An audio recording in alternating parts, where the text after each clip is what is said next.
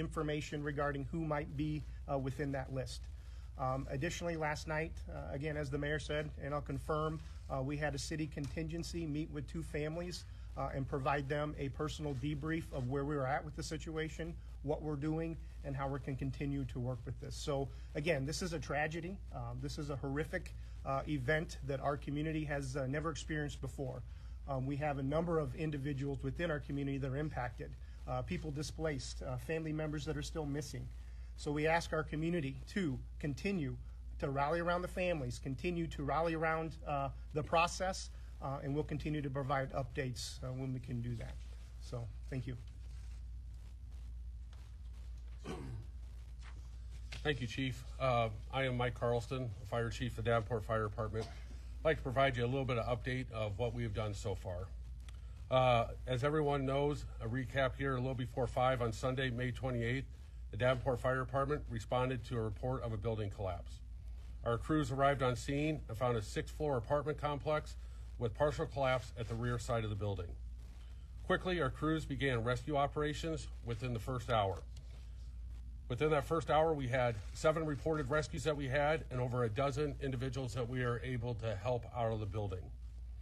We are very thankful for the efforts of law enforcement, Medic EMS, and all the fire agencies for their hard work.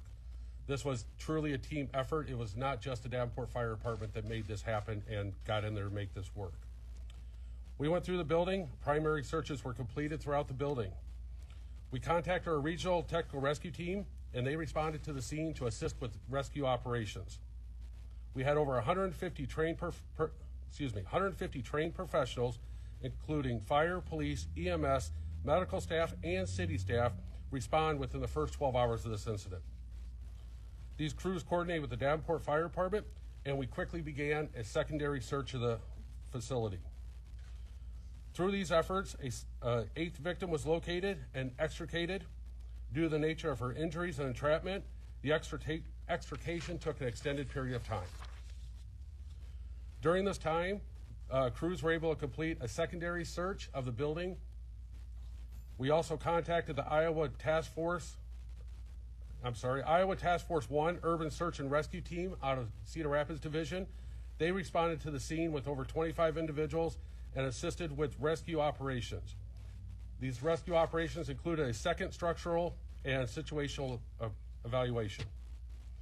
Part of the Iowa Task Force response included multiple searches throughout the building and the debris pile, with 6 specially trained service animals checking for live victims and any human remains. Based on the information provided through multiple searches and other methods, including canines, drones, thermal imaging, infrared, and trained rescuers, no confirmed viable signs of life were noted at that time. We continue to evaluate the structural stability of the building and are focused on the investigative aspect of locating unaccounted for individuals. At this time, I'd like to introduce Miss Amy Anderson. She is a family member of Ryan Hitchcock. Mr. Hitchcock is one of our unaccounted for individuals at this time.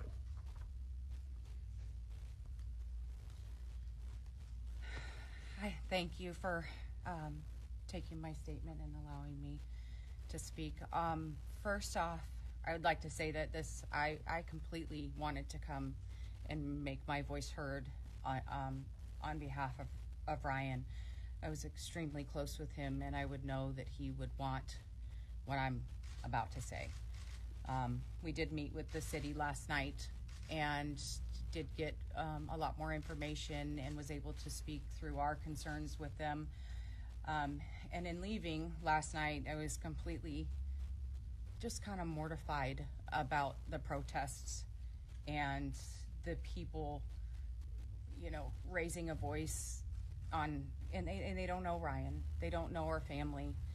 The city does have a plan, and pushing any delays is one more day that he's under there.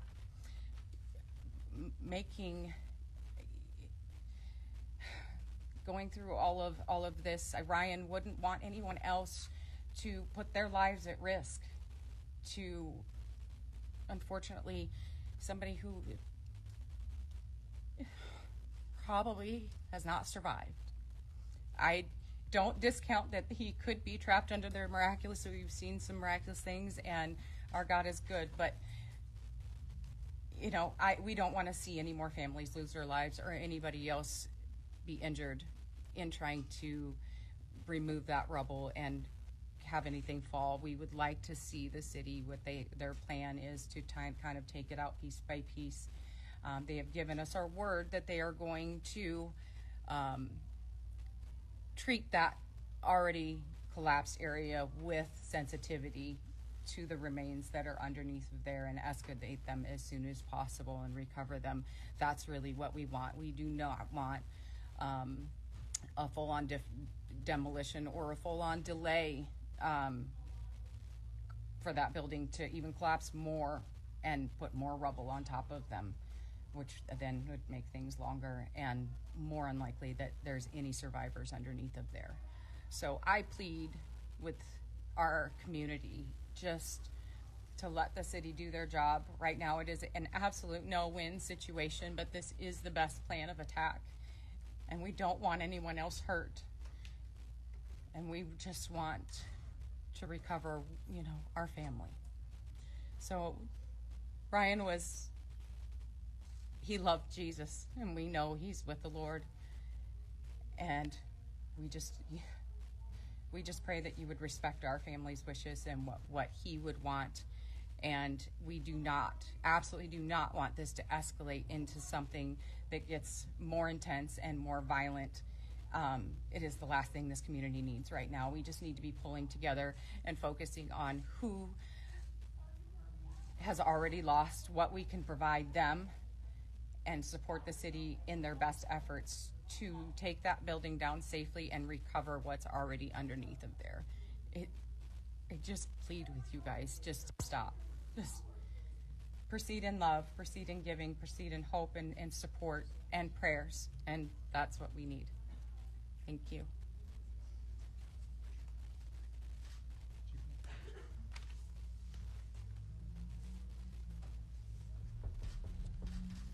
Good morning. I'm Assistant Chief Jim Morris. I serve as the city's fire marshal. This morning I spoke with technical rescue personnel regarding the viability of an additional search of this building. It is our goal to be able to conduct a search for additional occupants and any pets that still remain inside. We are currently working with technical rescue teams to determine the best options to provide an additional search. Our search teams are currently deployed on site and evaluating the building.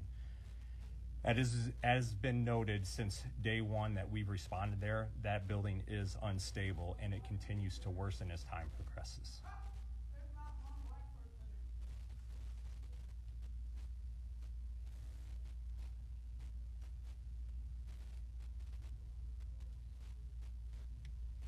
During the initial search, the building continued to shift as crews were on site. It's incredibly important that we're diligently coordinating with structural engineers and our rescue teams on the best way to proceed.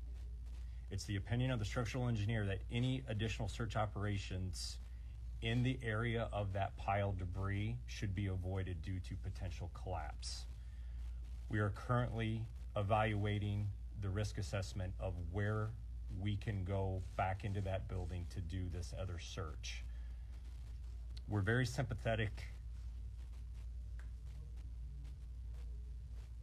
to the possibility that there's two people.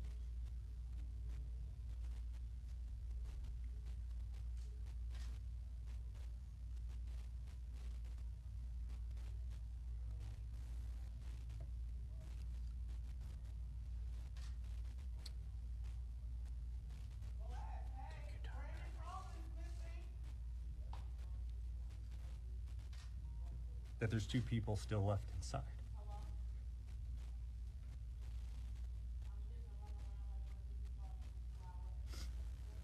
Sorry.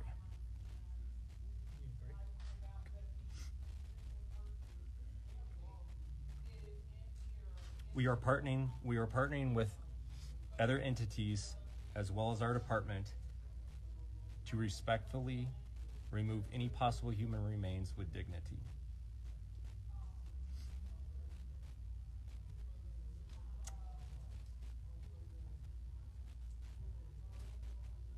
As the assistant chief, it's extremely difficult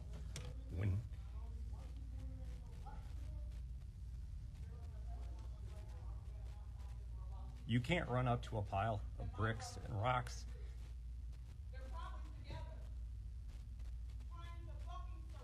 and just start throwing things off. As much as we want to get everybody out, and we want to do it right now.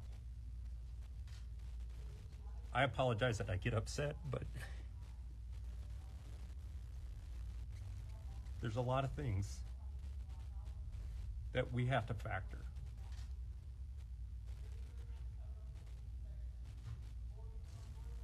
So understand, it's not that we don't want to do this, it's the fact that we have to do it in a safe manner.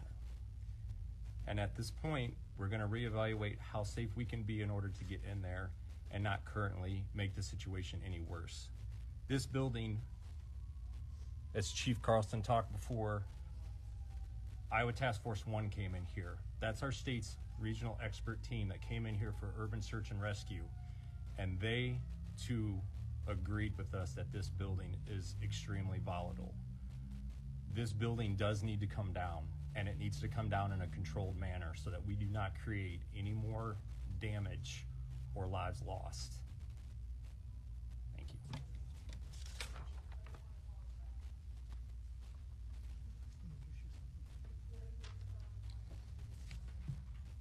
My name is Larry Sanhas. I'm a structural engineer with Shive Hattery. I got a call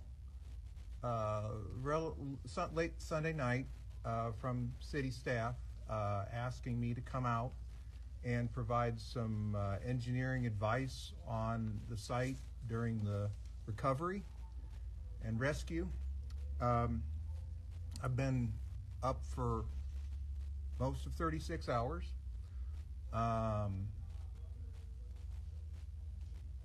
I've been working with other engineers, with the first responders, the fire and police, and I think I wanted to go over a little bit about the building and what's going on with that. Straightforward answer to the question. The building was built in the early 1900s.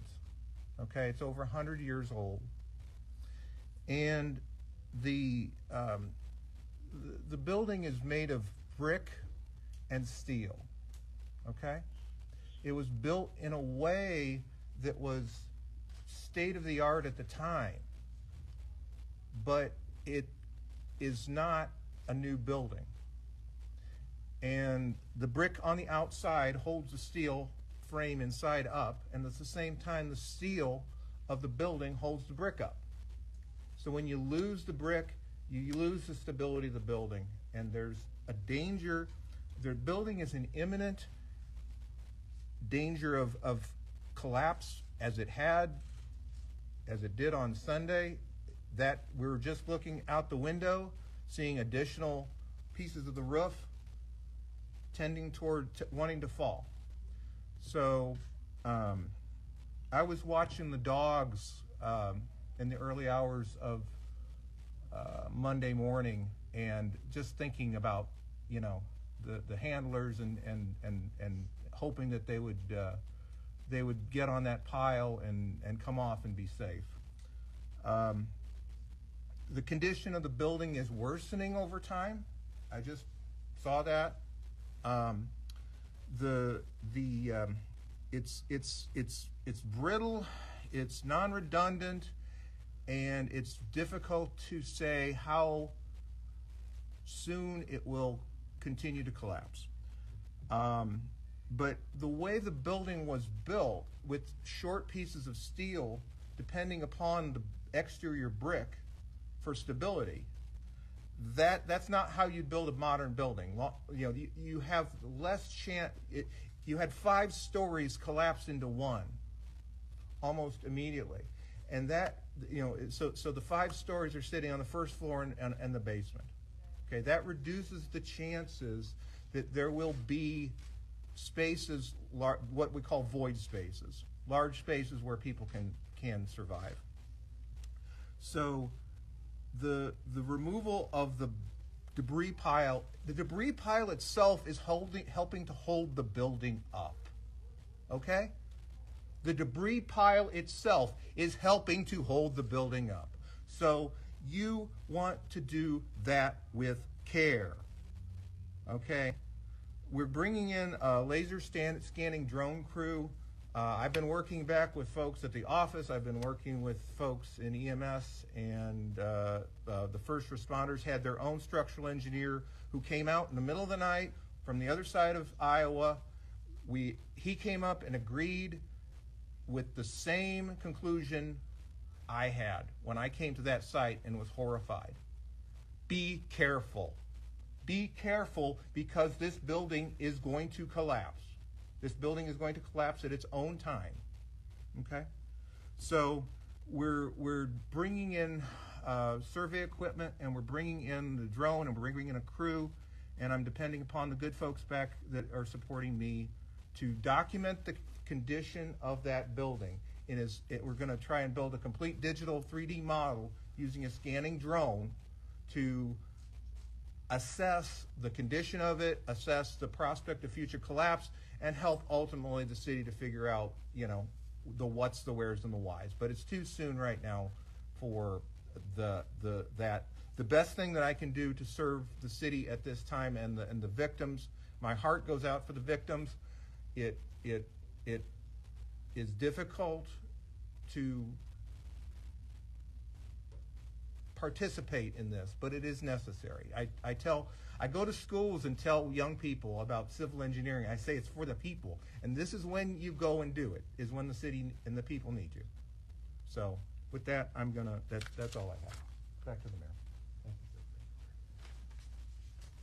you. Okay, almost time for questions. I know you're interested. So just a quick wrap up from me a little bit. I know there's been concern of investigation. What are you doing? So I just want to say this publicly. Documentation, videos, photos, logs from respected folks that are keeping everything will be turned over to an investigation team. The lead of that team is yet to be determined, but we are in consult with state officials on the proper course of action to do that. That will happen. We're committed to do that. There's a lot of things to gather and more yet to gather, but that's a commitment you'll have that we are going to do that. I want to have a little call to action, and I want to thank the community, the reaching out of how can I provide this or that or water or food or whatever. Please, please, please, everything go to the Red Cross. They are coordinating the effort for the displaced folks, everything else. That's where it needs to go, the shelters. Please reach out to the Red Cross. We are grateful for the community support, and there's been a lot of it. They've reached out to me, mayors from across the state, legislatures, our congresswomen, senators. I've talked to the governor 4 times in the last 2 days. She has signed the declaration, $5,500 per person per displaced, based on if you were part of that. We're going to find some city money to help. We are using every avenue and every level of assistance, and it is being graciously accepted. The outpouring from all levels, at the federal level, state level, local level, county level, individual level, community level, to assist, I am so thankful for. But as people continue to decide and how to give, how to help, the Red Cross is the place to go. I appreciate the outpouring of support to our first responders, the bringing and showing up of truckloads of stuff, food, water, Gatorade, etc. It is extremely appreciated. But from this point forward, please put your efforts into the Red Cross and to displaced people. That's who needs to be helped. We'll take care of the other folks. Again, thankful to Governor Reynolds and thankful to our legislative folks, Congresswoman Miller Meeks, Senator Ernst, Senator Grassley, the county supervisors, my respective mayors in the Quad Cities, the mayors across the state. Just got off the phone with the Cedar Rapids Mayor O'Donnell. The outpouring, I said I wasn't going to do it, you made me. Sorry.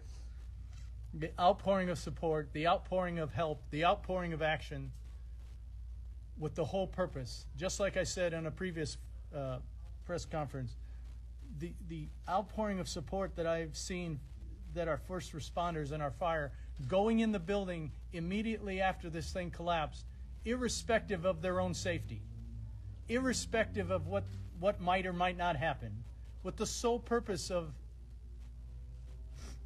helping and finding folks. Multiple people going in, multiple teams. And you heard the talk about the state folks mobilizing semi-truckloads full of equipment. And if any of you were here yesterday morning watching that litany of equipment, all of those folks arriving here in the middle of the night, immediately assessing and going into where can I go, and getting into that building from different perspectives, working with our first responders, and then taking the dogs in and doing their work, with the sole purpose of knowing that thing is unsafe, but I'm going in anyway. And I know there's been a lot of discussion about giving some people some grief about what we're doing. These heroes that are going in these buildings, get off of that. You want to come at somebody, here, I'm standing right in front of you. Here's the target. These are not. These are the people that are saving lives. So thank you for that. I'll take questions. Raise your hand. I'll point. I'll start right to left. Ma'am, Maggie. Maggie Besser with NBC News. Thank you. For And this if there's anybody I need to direct, or if you want particular, we'll do that. Sure, I appreciate it. Thank you so much for giving your perspective. With all due respect to Ryan's family, obviously there are people out there who feel different. We've been hearing a lot of them in here. And you said, I know people want to know, like, how was Lisa Brooks missed? But I'm wondering more broadly, people might be wondering, how did we go from plans to demolish this morning? Like, how did we have a plan to demolish this morning, and now there's no timeline, and we're saying 5 are missing and 2 may be in here? Like, for those who that just doesn't compute, and kind of how was that seemingly missed to that degree early on? So What can you tell them? So at least from my perspective, and so the plan to set up to get in position to demolish was to have today, to set the stage. Actually putting the physical demolishment to happen today, I don't think that's ever. We're continuing to evaluate. If anybody wants to add to that, Chief. Again, Jim Morse, Fire Marshal. So when we originally had evaluated the scene, we didn't have the indications, even from the state teams, from the canine dogs in there, that would make us proceed. We were not looking at instantaneously pulling that building down, but it's either going to come down on its own, which we do not want, but we also want to make sure it's in a controlled manner. We were receiving new information. The fire department pulled Lisa Brooks out of that apartment last night. That right there is an indicator that we need to go up there. That was a viable indication that we need to address this. So that's why we're moving forward with reevaluating, getting additional search teams in there to be able to do that. We had no other. We used all of our tools. We used all of Iowa Task Force 1's tools and technology to assess that, and that's why we're moving forward with the way we are now. So, Yeah, I'm wondering if you could speak more to why perhaps the dogs might have missed this I don't know that we have I don't know that we have an answer to that. And you heard me say it. That question I'm getting a lot. I don't know. Believe me, though, I want to know. Okay? And so does everybody else. We want to know. All I can tell you is I'm committed to finding out. Sir in the back. What is the name of the owner? Has the city been in contact with the owner? And is the owner under any criminal investigation as you put together that team? I know the owner. He was on site Sunday. I saw him. I don't know if you want to speak any more about that. So yes, the city has been in contact with the building owner. We are currently consulting with state agencies to figure out who's going to take the lead in this investigation. But at this time, we have not got to the point where we have determined if a criminal offense has occurred in order to initiate a criminal investigation. Regardless of what happens, there will be an investigation into how this happened. There must be. Sorry, what's the owner's name? Andrew Wold, W-O-L-D. Okay, sir. If this building, we just had the structural engineer talk about how bricks were falling off of the building. If this building was not, it was seen as unsafe, why were residents allowed to still in this? How did this building pass inspection? Sorry, I'm just gonna stay up here. I'll just stay next to each other. Apologize. So, there was, initial issues with the building. A structural engineer's report was provided, to the city, to outline the work that was done. It was determined that it was safe by the structural engineer, which was not hired by us. It was hired, by the owner of the building. And they would be able to provide that report in order for us to make a determination, to continue to occupy the building. Okay. We'll go back and then we'll come back this way. So, yes, Jen. So yesterday at the 7 a.m. press conference, we talked about how at that point there was no credible information that people were missing or unaccounted for. Then at 9:45 we sent the press release, and at that time it said there are people unaccounted for. Twofold question here. So was there new information provided after that press conference that allowed you guys to know that there were people who were unaccounted for? And then the second question, part of that, we're saying 5 unaccounted for, 2 probably in the building. Are the 2 part of that 5? Yes, and that was part of the reason for our message yesterday morning at 7 o'clock, is because we were asking for people to actually call in. We needed to have that investigative aspect and that additional information so we could start getting an accurate list. Information we had early on was conflicting, and so that's why we actually wanted to have people that had the best possible information, work closely with law enforcement over the last 24 hours so that we have a better idea of actually who is unaccounted for at this time. In the back, ma'am. Sorry, my other question was, are the 2 people who are probably in the building, are they part of that 5 unaccounted for, or are they an addition? Yes, there are a part of the 5, so 5. Thank you. Yeah, I got a two-parter too, Mike. First one is, it seems like the city's in a really tough position where it's having to weigh the safety of first responders against the possibility of somebody still being alive in the building. How do you make, what factors do you use to make decisions like that in this case? And, Sorry. I mean, that's gotta be, I appreciate your understanding of that. So probably nothing more hard is understanding that we, especially they, want to do everything they can to be in there in every possible place, one of the victims, and I'll try and say this very generally, was in a place that is unbelievably dangerous to get out. Those folks didn't care about that. Their focus was to go and do that and save the life. Surgeons from this community were in the building exercising trauma surgery in the building, saving lives. So for me and our respective team, understanding that the effort of the first responders and other medical professionals to go and do everything they can, and the risk analysis for me and our respective leadership, knowing from our abroad, as you saw, people from across the state coming to advise us on the structural capability of that. Can I allow that? I don't know that I still am struggling with that, right? But that's what we're doing.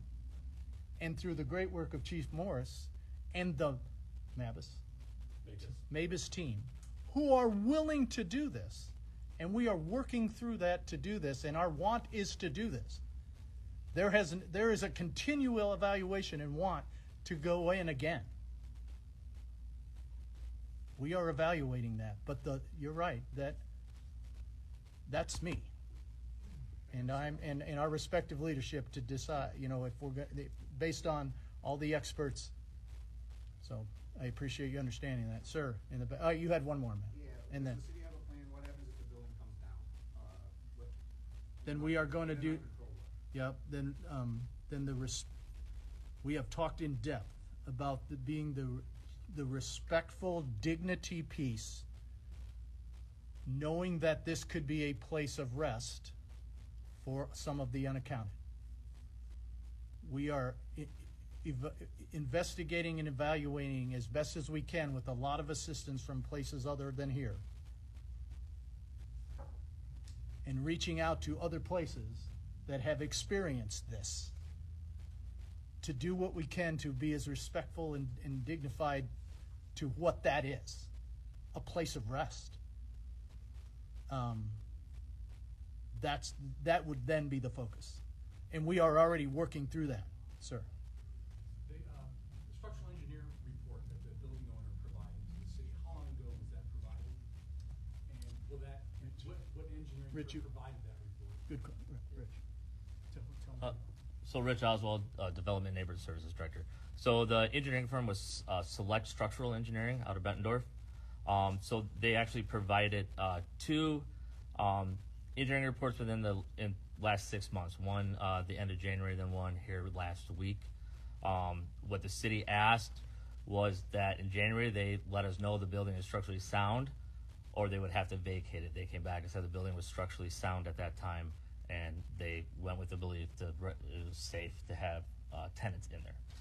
So we've asked that numerous times.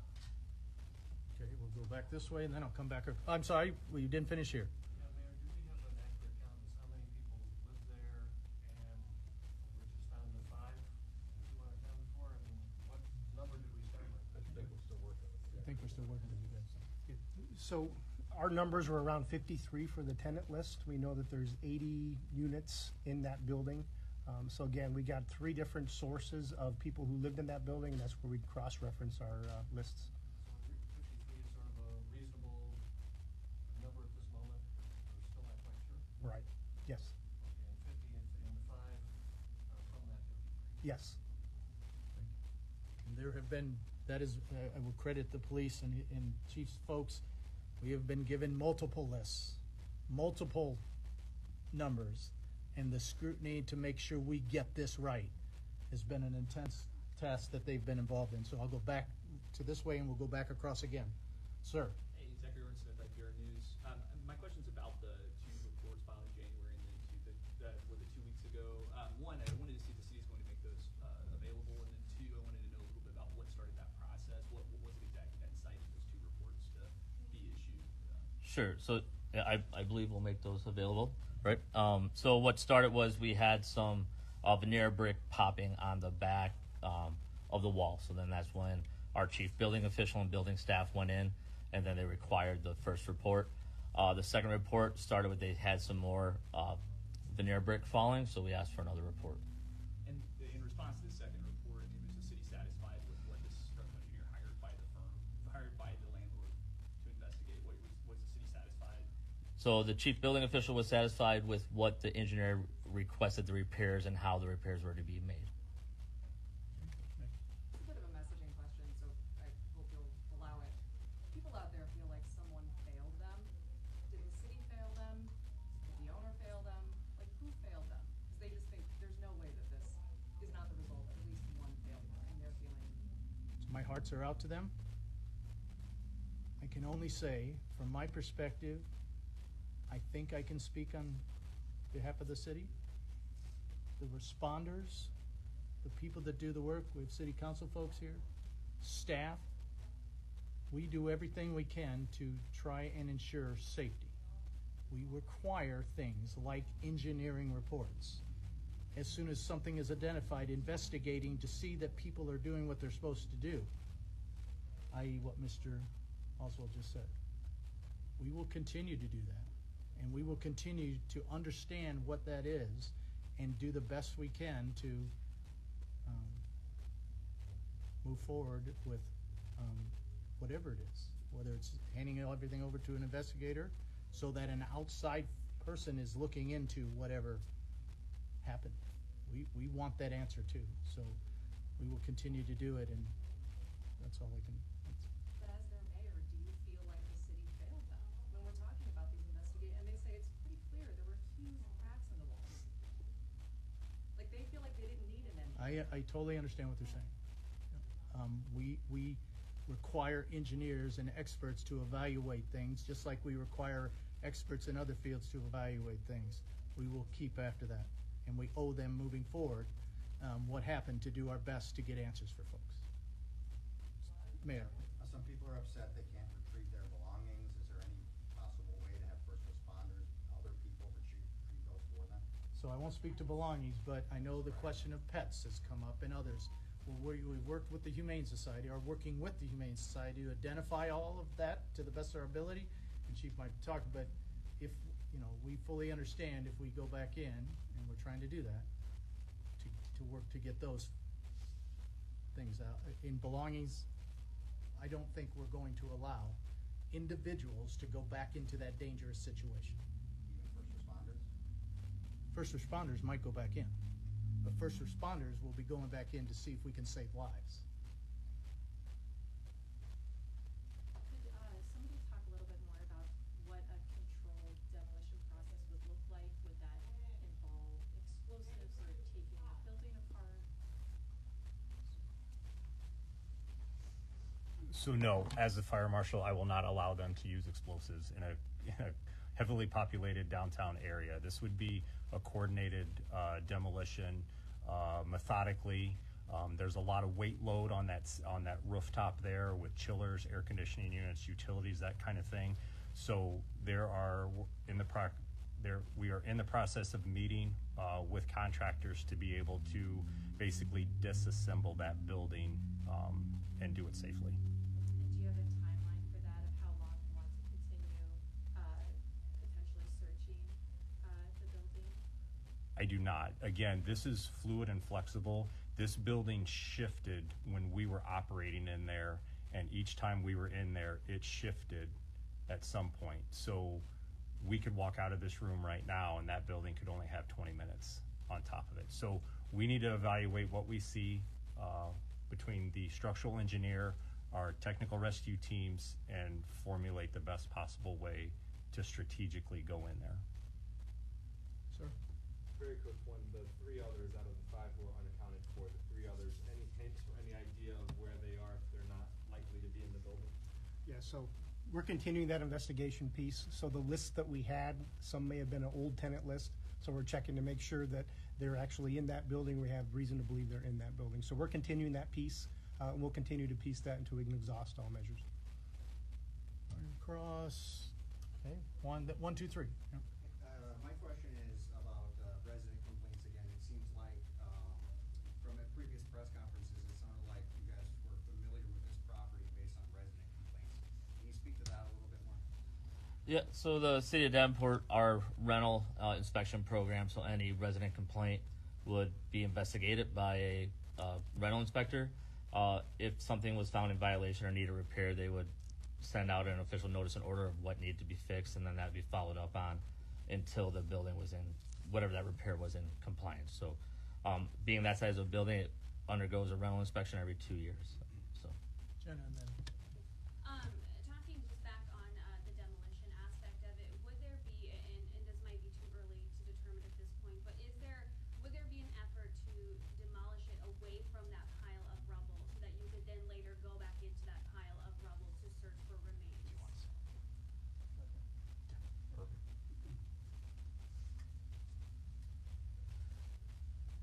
Larry Sanos, structural engineer. You're going to start demolishing it.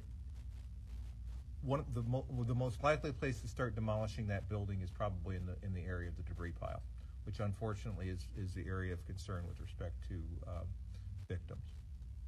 So that there's concern about the building is close to an alley, close to adjacent buildings on the south side. So the contractor would have to take care not to damage any adjacent property or city or public. John, and then I'll come back. Then I'll come back over here. I think I heard 2 different things regarding the structural engineer report that Wool contracted with the Davenport firm. I heard earlier that the report was submitted and it was deemed structurally sound, and then I heard later that the report was submitted and it required additional repairs. Is Sorry about that. I'll clarify. So in the original January report requested, so for that repair work, which was brick work, they said the building was structurally sound for people to stay in. So that repair work was done under permitted. It was signed off on. And then just in May, we had a second incident that required a new structural engineering report. The permits were currently pulled, and they were currently making those repairs at the time of the collapse. So neither of those reports claimed that it was structurally sound. Both reports stated that it needed repairs in order for it to be sound. So stated it needed repairs, but stated the building was structurally not structurally sound for people to stay in. The work could be done with people inside the building. Okay. So. We'll go right to left again. And this is back to the One more right to left. I wanted to hear a little bit about kind of what it is that this report found, right? If it was deemed structurally sound, right? It's had for people, I don't know, it raises some concerns about kind of like what the inspection process might look like, right? Can you give us a little bit more detail on kind of like why this was passed, right? Given that it did collapse this weekend, right? Sure. So the current repairs being made at the time of collapse were not passed. Like they were still in progress. The repairs in January met what building code requires for repairs. They were inspected by our inspectors, our chief building officials, and those were passed. So to in depth of what the reports say, I don't have them in front of me, so I don't want to misspeak on them. So I can get those to you and go from there. All right? Get those to you. I have two questions. Is it possible to do kind of a combo, like demolition, while also continuing to search for people?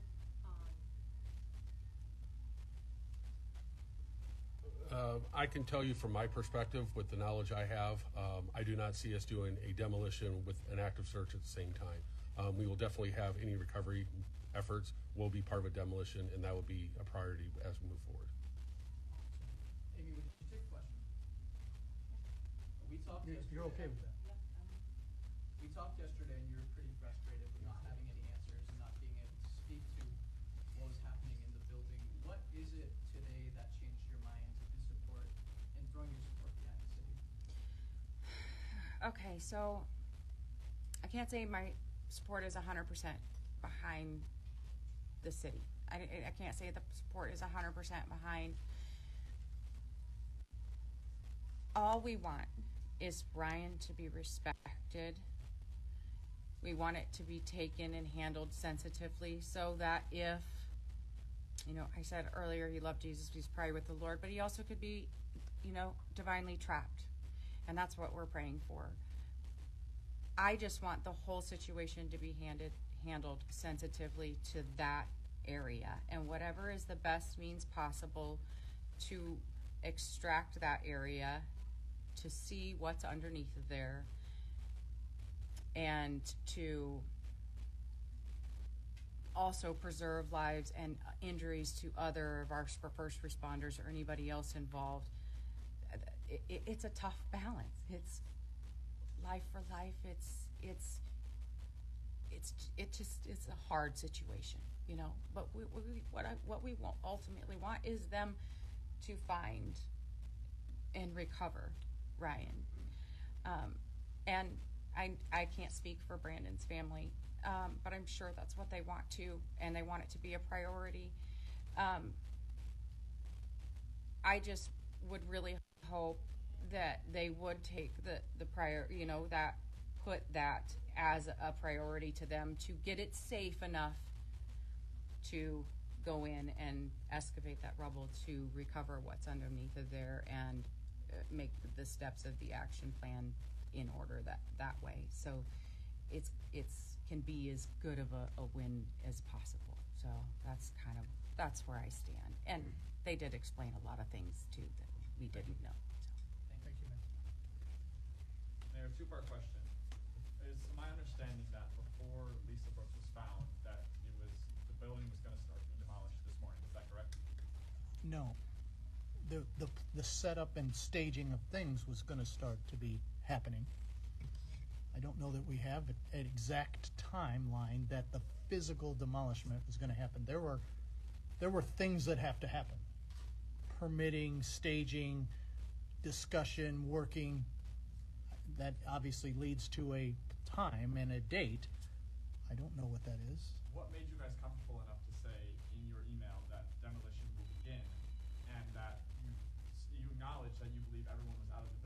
At the that time, was not the case. yeah, the information we had was, You understand that potentially Lisa or these other two gentlemen that are potentially still in that building could have been killed by demolition. we fully understand that. That's why it's not being demoed. We haven't demoed it. But it was planning. Okay, we haven't demoed it. We understood this our continuous evaluation of what to do or not to do happened in real time. Okay? You did not see anything moving towards that building. In Florida, when the condo collapsed, it took 10 days before they decided to demo. Why were you guys so quick to make that decision? We haven't demoed it. I understand you're homed in on that. We might have been saying we're going to demo. Off your email that said, Okay. Well, I didn't send it. I didn't send an email. Mayor, I can speak. Okay, I didn't send an email. We haven't demoed it. We understand that. So when we come to demoing the building, it's a priority for us to figure out to do it safely. And that's the problem that we're running into is, I've spoke about this before, we need this to be in a controlled manner. And we have used all of our resources, all of our technology, all of our tools to determine if there is any other life safety issues inside that building. Once we determine that and we have no more indications or clues, then we need to start moving towards that. The building has not come down. As you can see, we didn't throw a bunch of heavy equipment in there and start ripping stuff down. We do not want that building to come down in an uncontrolled manner, because that is going to cause issues for both us as public safety and the community. We want to be able to safely take that building down. I can't stress that enough. When you have a building that is that unpredictable with the shifting and everything in there, we want to be safe about this, and we don't want any more of the community injured. Maybe Matt? Yeah. Okay, I had a quick question. I know you guys are still investigating, and the cause of this is yet to be determined, but we've heard some reports that maybe a car hit the building, or, there was something that maybe triggered this. And I'm wondering if that's true, or, there's some speculation about maybe floodwaters undermined the building or something like that. Can you speak to any of those? So on the initial dispatch, it did come in as a car had hit the building. That is not true. There was no car that hit the building. What about the floodwaters? Is that something that's concerned you with so much water in the area over the last couple of months? I did not see any indications of flooding in that area. No. Let's see, Jenna, Maggie, and then we're done. Two questions here. The first one, we know the name of one of the people unaccounted for that you believe is in the building, Ryan. Can you tell us who the other person is? We don't have the name. We'll get the names released when we can. Okay, thank you. And then One more and then. Can I just ask our question a different way? Because the email did say, I don't mean to drill down on this too much, but demolition was expected to commence in the morning. To a layman, respectfully, we get there's a lot that goes into it that people might not know. Okay. That sounds like the building's gonna start coming down. So can I ask, did demolition plans change when Lisa Brooks popped out of her window last night and was rescued? Demolition plans have continuously been evaluated. Did they So- change from what you knew, basically at noon yesterday when you sent that email? So when we say demolition plans, when you start that, again, I just referenced, we're not going to come in with heavy equipment and start pulling things off. It's methodically got to get done. It could be hours or days depending on what we see, because when they start pulling units off the top of that roof and the building starts to shift, that's going to change things. There's a lot of planning that has to go into place in order for us to do this safely. So we have to start the process, and by that is demolition planning is occurring. So But it's a stark contrast from thinking there's no one in there to a woman waving out her fourth floor window. So did demolition plans change when it became very clear that there are people still in there? absolutely, there's new information that comes up. We had no indications from any of the responders that we had, any of our tools, any of the canines at that time. So at some point, we had to move forward.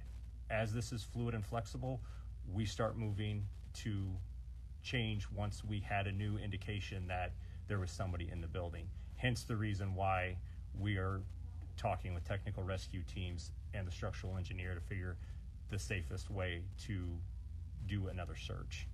One last one. Do you have any idea of where in the building you'll be looking? That will be determined on the consultation with the structural engineer and the technical rescue team. One more, because you've been holding your hand up. Then we're done. Yeah. Do you guys have surveillance video of the actual collapse and when it happened? I know there are obviously several buildings in the area. Do you have that? Is the city reviewing it, and is that going to be made available? Yes, we do have some video footage of the actual collapse itself, and absolutely, we have been reviewing it to try and determine exactly where, what, and why. And will you release it? yes, I don't. Our intent, I don't know Paul timelines. Our intent is everything we have will be given to certainly the investigators and probably everybody else. I cannot commit to you when. Okay, thank you very much for covering this. I appreciate, again, our hearts go out to everybody involved, especially the families of the unaccounted and the displaced. Please contact the Red Cross for any assistance anybody would like to give. Appreciate your time.